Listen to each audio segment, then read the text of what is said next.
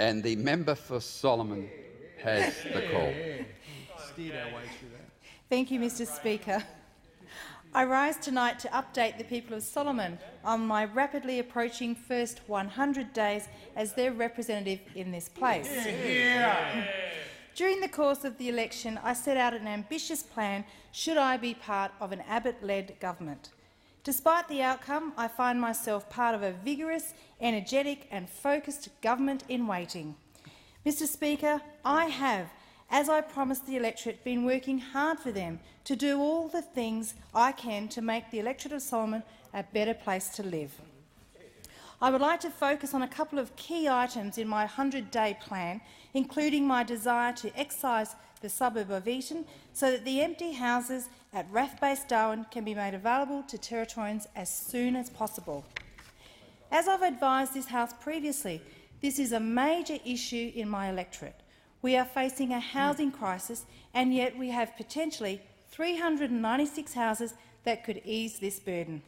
I gave this issue top priority in my first speech. Since being elected, I have written to the Minister for Defence, the Minister for Defence, Science and Personnel, as well as the Parliamentary Secretary for Defence, seeking meetings to discuss this very important issue. On the 17th of November, I hand-delivered a letter to the Prime Minister asking her for her immediate attention to this matter. Additionally, I have lobbied key independents in the House of Representatives for their support. I am delighted with the support that I have received from my parliamentary colleagues, and I am heartened that the community continues to support this cause, and through the Save Eaton campaign and the community group, I am confident that we can achieve a positive result. The next issue is an engineering and implementation study for the Darwin Harbour sewage system. Darwin Harbour is 2.5 times the harbour of Sydney Harbour. It is central to the people of Darwin. The community was absolutely outraged to learn that raw sewage enters through what locals know as the poo shooter. Now, I've raised this issue in the Parliament as well as formally writing to the Federal Minister for the Environment, outlining the importance of this project, requesting a meeting to discuss funding. Mr Speaker, the next item close to my heart is the Natasha Griggs Mental Health Scholarship. This is a scholarship to be awarded to a person from my electorate of Solomon who is studying in the field of mental health. It's a $3,000 annual grant which will be funded from my electoral allowance. This month I also attended the Menzies School of Health Research Orientation to meet with keynote speaker Professor Patrick McGorry to hear his views on how we can expand mental health services in the Northern Territory. The next and possibly the most ambitious of all of my actions is the delivery of a PET scanner for the electorate of Solomon. Let me state quite categorically that there are those in the health profession who look at such a commitment from an economic perspective.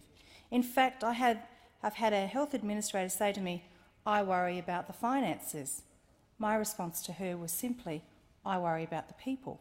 And I don't accept that a city like Darwin shouldn't have access to the latest and greatest medical equipment. To date, I've raised this issue in this Parliament and advised the Minister for Health and Ageing that I will continue to make representations requesting funding for this vital diagnostic and treatment tool, as well as for other medical tools and facilities that the electorate needs, for example, a new hospital. Now, Mr Speaker, there are many outstanding organisations and individuals in my electorate who make a significant contribution, and I'd like to take the remaining time to pay tribute to some of them. The first is Ray Christopher, a student from Darwin High School who has been highly commended for his piece, Rainbow, in the Best Instrumental Classical category of the Australian Children's Music Foundation National Songwriting Competition for 2010. This competition is open to every primary and secondary student in Australia, and I'm absolutely delighted that his talent has been recognised nationally. Mr Speaker, I'm also pleased to advise that this House that 2 Northern Territory construction companies were awarded national awards at the recent 2010 Master Builders Australian Awards. I extend my congratulations to C&R Constructions, who won the National Alterations, Additions, Renovations Award for projects between $250,000 to $400,000. CNR won the award for renovation in the suburb of Fanny Bay, where they actually took the top floor off a two-storey dwelling, rebuilt it and then renovated the ground floor. I extend my congratulations to Caleb and Carl Gotts for this award. Also successful... The honourable member's time has expired. Dear.